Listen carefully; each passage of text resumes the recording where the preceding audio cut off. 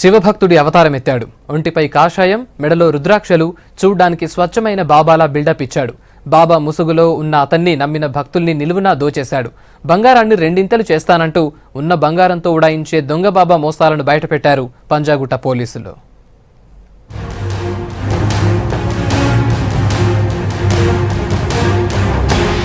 ఇతని పేరు నేదురి శ్రీను అలియాస్ సత్యనారాయణ. ఊరు ఈస్ట్ గోదావరి జిల్లా నీలాద్రిరావుపేట.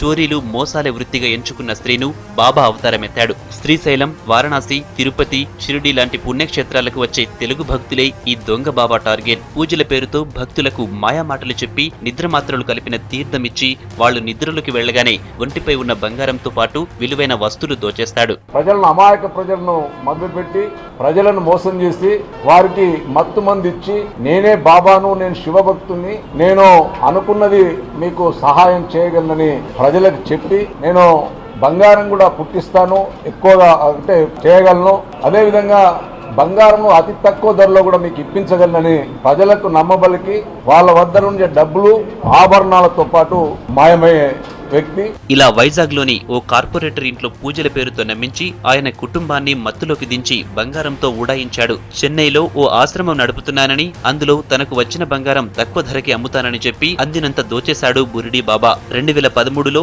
ఏపీలోని పత్తిపాడు పోలీసులు శ్రీనును అరెస్టు చేసి జైలుకు పంపినా బుద్ధి మారలేదు.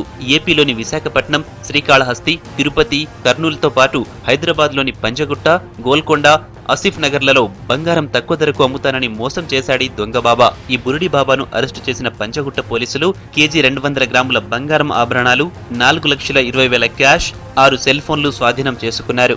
మన ఆంధ్రప్రదేశ్, తెలంగాణ రాష్ట్రంలో దాదాపు 11 కేసుల్లో ఇన్వాల్వ్ అయ్యాడు. వీటికి సంబంధించి ఇతన్ని ఈ రోజు అరెస్ట్ చేయడం జరిగింది. ఇతని వద్ద దాదాపు ఈ 11 కేసులకు సంబంధించిన 1 కిలో 200 గ్రాములను ఆభరణాలను కూడా మనము సీజ్ చేయడం అనేది జరిగింది. ఇతడు మత్తు మంది ఇచ్చేటి కొన్ని అయితే తక్కువ ధరకు ఇస్తానని చెప్పి పైసలు తీసుకుని పరారైన సందర్భాలు ఉన్నాయి.